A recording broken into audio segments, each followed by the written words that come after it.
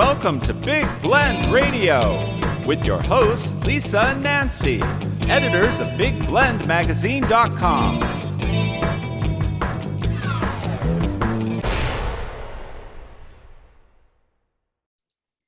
Hey everybody, welcome to Big Blend Radio's Toast to the Arts show. Today we welcome back Victoria Chick. She's a contemporary figurative artist and early 19th, 20th century print collector based in beautiful Silver City, which is in the southwest corner of New Mexico, right next to the Gila National Forest, the Gila Wilderness Area, and the Gila Cliff Dwellings. I encourage you to go to her website. It is victoriachick.com, and she's been a long-time expert contributor in our different Big Blend magazines. And of course, here on Big Blend Radio, you can hear her every third Saturday where we talk about art, we talk art history, we talk about Silver City, New Mexico, which is really an awesome art destination. And also this continuing development of the Southwest Regional Museum of Art and Art Center. We've been following this story as she has came up with this idea, and now she's working with different people, and it's starting to become a reality, which is very exciting. So welcome back, Victoria. How are you? Oh, thank you, Lisa. I am doing great today. Good. I'm glad to be here with you guys.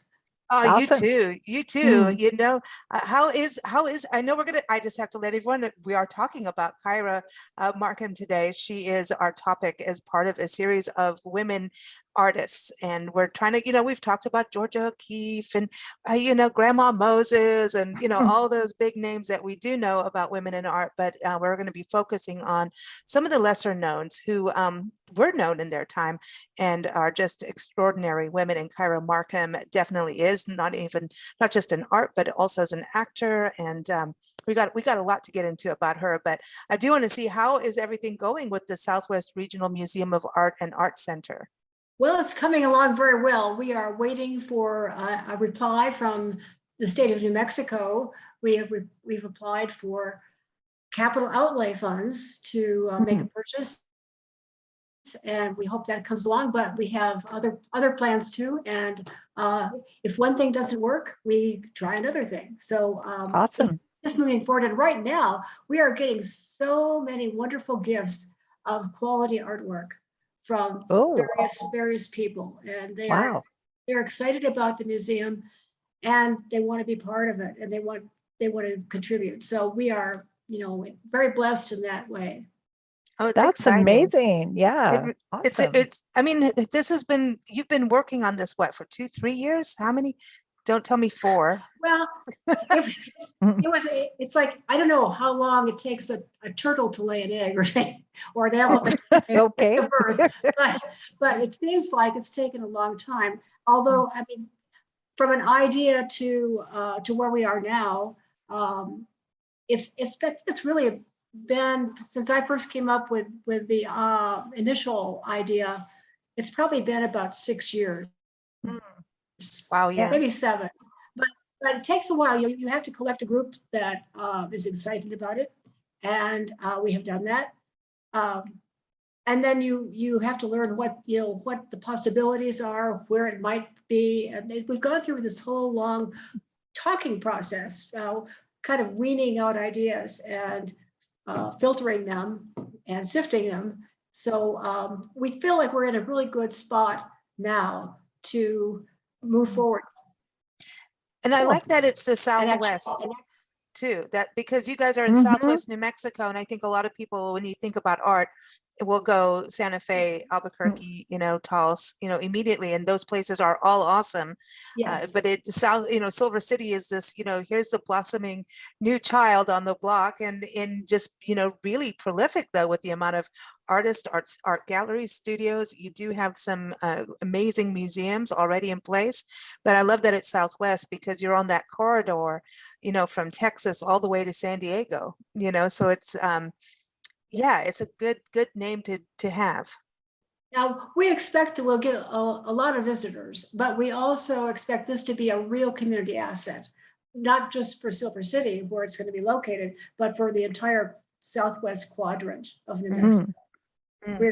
We eventually have big plans to have outreach programs and have like a mobile art bus or art studio that cool. into small communities in the Southwest, because right now, so many schools have gotten rid of their art programs, music programs, and so forth.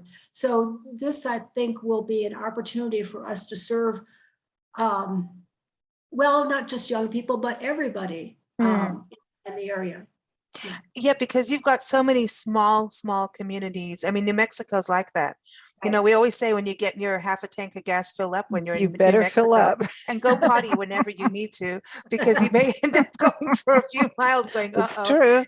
But it's Very good advice. it's true. We It's know true. from way too much experience with it. But you've got, you know, places like Las Cruces, Deming, you know, all with near you, and you know, there's, you know, just going even when it comes to parks, Gila Cliff Dwellings, you've got the City of Rocks State Park, you've got, you know, also White Sands now becoming a national park also in your backyard, and Carlsbad Caverns. So that's not that far from you. So when you think about all those areas and all the smaller communities that do need to have that network, I think that's fantastic. Yeah. For sure. So let's talk about Kyra, or it may be Kyra. We've never met Kyra or Kyra, but I've never seen it pronounced. I have a feeling it's Kyra, but I'm not Kyra. sure. Yeah. Kyra, but she was born in 1891 in Chicago, Illinois, and she passed away in, oh my gosh, so she has a really interesting life, but she passed away in Haiti in 1967. So she had quite a life. But let's, you know, start about how she got started in art. It started pretty young, right? Well, she did. She of course, Chicago, being Chicago, we have the Art Institute, Chicago Art Institute, which is a great institution. She started going there to study art. She was quite young, actually, only 16 when she started at Art Institute. I just was so amazed at her life. And she, at the same time that she was studying art, she was being an actress. She was, because that was the other interest she had. And so she started at the in Chicago, playing with the Little Theater there. And shortly after that, I mean, like in the same year, she was in Providence, Rhode Island, with the Providence Players. So, and then within about a 5-year period, she did all kinds of acting jobs in well-known places, and she wound up even going to Hollywood to do movies. Cool. Which,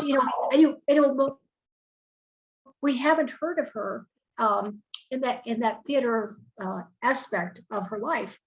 It's interesting to me how many times you look at these artists of 30, 40, 50, 60 years ago, and you see how successful they were, and somehow they've dropped off the map as far as us knowing about them. So studying her was interesting.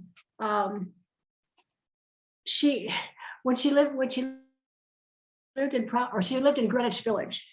She went to the East Coast, and keep in mind that she was only like 20, 21, 22 when all this was going on. She lived with Theodore Dressler, and he was a very famous playwright and author. She lived with him for about 4 years, maybe less than that. But she left him because he was a womanizer, and of course he was married at the time. Okay. Oh, wait. Because the first thing I said to Nancy was, I was looking him up. Now this is getting a little racy. He was a journalist, the novelist, playwright, and that was in the 20s. And I'm going, they weren't married, and then here he is married. Was this a no at that point? Do you think? Well, I'm sure running around on your wife is probably a good idea to think of it as a no anytime. Yes, exactly. But and I think in most circles at the time, most social circles, but of course they were living in a different social circle where this was, I don't know how accepted it was, but it was maybe more common than it was in the average community. So, but anyway, she left him, which was probably a good idea. And she wound up continuing on in she went back to Providence. She then was tied up, not emotionally tied up, but worked with Eugene O'Neill. Amazing. That's so Absolutely cool. amazing. And I think I read her life, and I think she just drifted from one famous person to another, and it was not like she was trying to do this; it just happened. And I think what an interesting life that she had.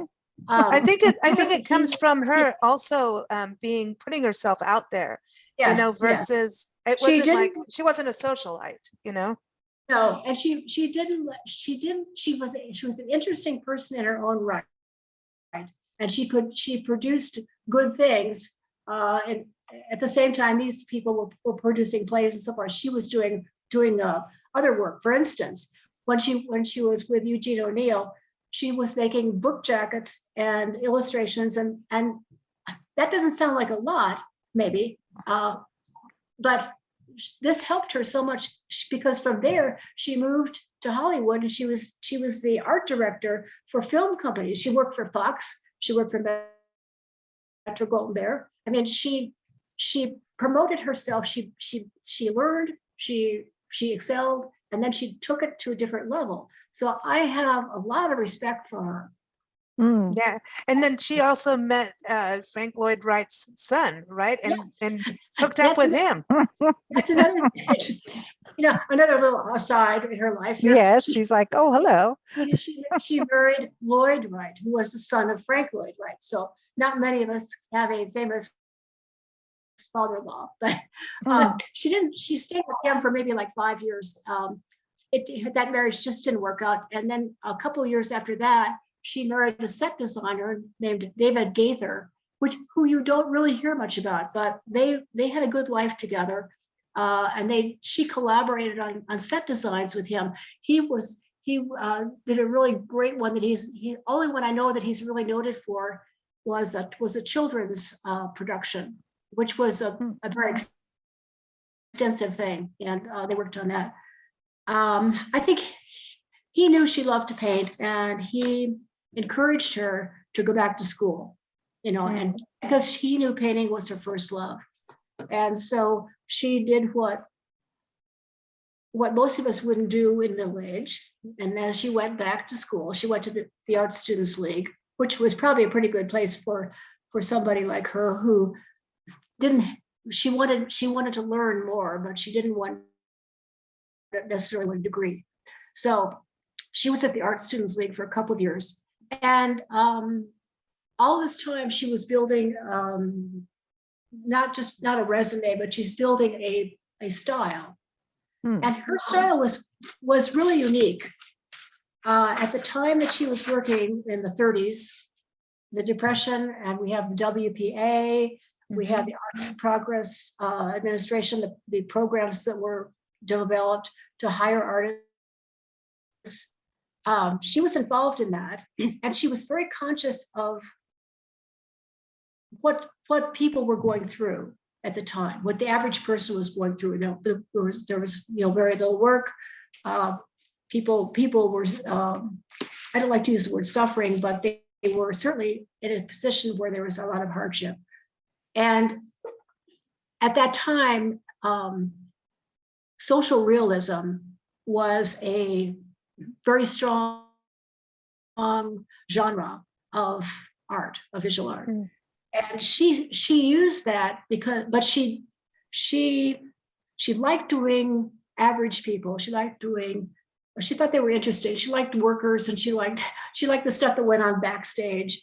And so she was sympathetic to that, but she didn't do her compositions like any other artist was doing because of her theater background and staging, her staging knowledge and her experience in both in movies and in theater, live theater. She did paintings that were structured, very structured. And so they're almost like, I don't know, we've talked about George Tooker, who was a surrealist. Her works were kind of like his, except they weren't quite as hard-edged. but she had a different take on social realism as a subject matter. Sometimes she showed what went on backstage. Sometimes she showed, other aspects of New York life or city life that that was interesting, because she she could show it what was going on in an alley, but she would do it like it was a stage set, or she would position the figures very in a very structured way, so that she was big on narrative, and you could tell by the way she positioned things that there was a story going on here. I think that's also interesting. I mean, because of the theater background, right? But at the Yes. same time, also doing book illustrations and book jackets are always a narrative, and you have to get to the point. Like a book cover, if that book cover sucks, no one's going to pick No up the one's book. going to buy the book. It's a sales job, and art is a sales job. You know what I mean? It's like you're selling the story, you're selling, you know what I mean? And so I think she got that, and maybe her work also in theater and as an actor and being in that and the plays and things like that, she understood what connected with audiences better than an artist that doesn't go out. When you paint in front of people, you get a feedback. So maybe she understood that. That's and you want to know what's going on backstage. I want to know what's going on backstage. Yeah. But you'll never tell. No. Yeah. I think the audience is important. Yeah. Yeah. And the other thing about her work that was slightly different from other social realist type, subject matter. Generally, most of the painters that did social realism subjects were printmakers. So if anything was black and white, or if they were painters, the colors tended to be rather dark. And she kind of more or less worked in pastels. And I think that this is again where theater plays a role in how she saw things, because stage lighting is really important. And her subject matter was almost pastel sometimes, or the lighting was very, just as her figures were structured, the lighting was directed as it would be on a stage. So that distinguished her work. Oh, that's amazing. That's cool. I think when you do different avenues, you start to just immerse yourself in all these ways. Art is not limiting. No. That's the beauty. Anything in the arts, whether it's music, theater, there is limitations on some things, which teaches you even more. You know what I mean? But I think for her to have all these different avenues and not shy away from them, and just involve herself, I think that makes her a better artist. I really do. The ones that connect, Yeah, she was a social person, basically. You can tell by the way she eased from one area to another area. She just didn't seem, nothing seemed to block her from going from painting to studio to meeting great people. She wasn't shy. She life stimulated her, and I suspect that she was the kind of a person who made things happen, and she was a very interesting person to be around. She and her husband, we don't hear much about him, as I mentioned, and anyway, after he died, I think around 1960, maybe a little later than that, and she how some people move back home, some people move to the town they came from. No, she moved to Haiti. Oh, that's exciting. Which she'd never been to before. And so she went to Port-au-Prince, and she established within a very short period of time a kind of group, like a salon, like a French salon, where people would meet and have stimulating conversations and share their discoveries. And so she quickly had a social circle of local celebrities and expats that would come and live in Haiti, people who were tourists, for a short period of time. So they all gathered at her house, and it must have been quite a Little party. stimulating. Yeah. I think Yes. she And sounds she like still she continued to paint. she's a She people continued person. to paint. Yeah. Yeah. Yeah. Yeah. Uh, And a her lot of son- artists are not. Yeah. Mhm. You know, a lot of artists just want to be alone. And then here comes this lady who's like, let's have a party. This is fun. But artists will talk to other artists. You see, Yeah. that's the other part, you know, artists in theater. Now, didn't we do an interview with you before where one of the most prominent, was it Picasso or Cezanne, that lived in Haiti for a short period? There was somebody that went to Haiti. It's actually been bugging me for a while, that one, it's one of the big ones. Yeah. Was it You know, Monet? I'm sorry. I Hmm. can't recall. Yeah, Right. me neither, because it's been bugging me. I'm gonna have to look it up, because somebody was in Haiti at some time, and I'm wondering if that kind of influenced her to go to Haiti. I wonder what it was. Not Tahiti, was it? Because that was Gauguin. Oh, maybe that's what I Yeah, keep I think you thinking. might be thinking of that. Okay. Yeah, They sound so that was- similar. Yeah. Mm. Yeah, it's Cezanne. So it's not Mhm. Cezanne. Gauguin. Yeah. Oh, Gauguin. That's right. Okay. Mhm. Cezanne, Gauguin, Haiti, Tahiti. It's all Oh, it linguistic. sounds like a party to me again. Yeah. Yeah. That's what it was. I was just wondering what led her to go there, but maybe she wanted, I didn't know her husband wasn't with her when she went to Haiti. Yeah. No, it was a total solo thing. And I mean, I think she was braver than most people to do that. She sounds very, let's Yeah. go see, you know, Yeah. curious. Yeah. Mhm. She's cool. She's cool. I'm glad you brought And- her up. And I was maybe in- confident in her abilities to use social connections to her own, for her own purposes, you know? Yes. Mhm. I think, the word unique gets bandied around kind of freely, Mm. but to me, she was a unique person in the way, a unique artist and a unique person in the way she lived her life. Mhm. I've studied researched other artists that are unknown, and they lived interesting lives too. And she seems to me to be in a class by herself. Mm. I love this. Hmm. Well, I know next Interesting. month we're going to be talking about Margaret Jordan Patterson. Looking forward to hearing about her. She's got quite a life too. All these women that you sent me this list of women. Yes. I'm like, my gosh, this is Mhm. cool. Maybe some of you the people who are listening have taken art history, and you read books and you hear names of certain people. Maybe you're literary people, have studied American literature or so forth. And so I think that when I research these people, it's so interesting to me because they know so many people that I've heard of, and their lives intertwine.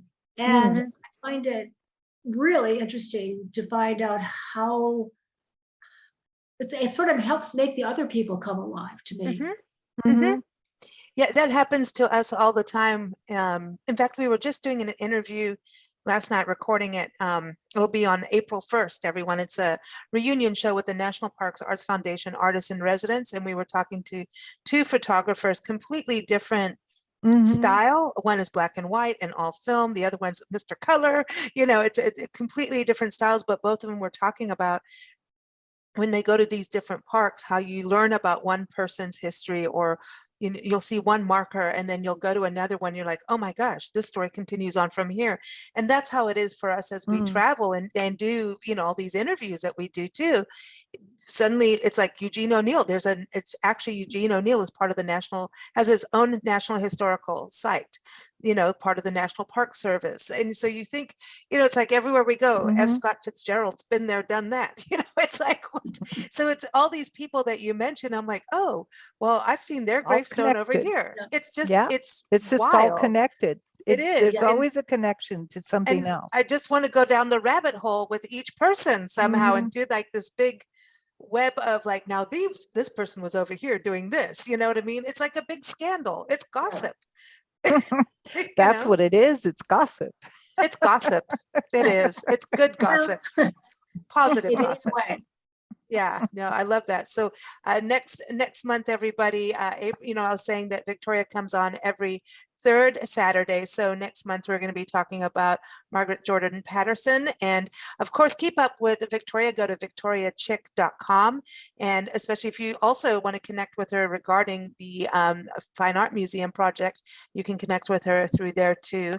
And also listen to her past interviews. Just go to bigblendradio.com and type in Victoria Chick in the search bar. She's also been part of stories that we tell from the road, and also in how art influenced national parks, and how the national park system got created through the arts. And it's very important to talk about that this year, because Yellowstone National Park turned 150 years old, and that's our very first national park in the world. And so when you think about art history, you've got to think about the national parks that we have that started in America. And there's, of course, national parks around the world that are just mind-blowing, started here. And if it wasn't for artists, these parks would not be there. It's pretty amazing. In fact, we have to do another segment on that, Victoria, as I'm talking, saying this. I know we're going to have to. But everyone, again, you can go to nationalparktraveling.com or bigblendradio.com to listen to Victoria's interviews and also read her articles. So thank you so much for joining us again, Victoria. Hey, it's always fun. I'm glad to Yeah. see